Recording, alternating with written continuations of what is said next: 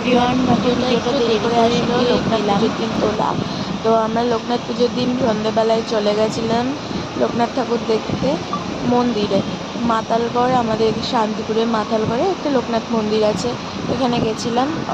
তো প্রত্যেকবার বাড়িতে যাওয়া হয়, বাড়িতে পুজো হয়। এবার আর হয়নি, ঠাকুরকে একটু দেওয়া হয়েছিল। বাবা থাকতে অনেক বড় হয়ে হতো, কিন্তু তারপরেও ভোগ টোগ দিয়ে ছোটো করে করা হতো, কিন্তু এবছর করা হয়নি। একটা পার্সোনাল প্রবলেমের জন্যে বাড়িতে যাওয়া হয়নি, ভোগ খাওয়া হয়নি।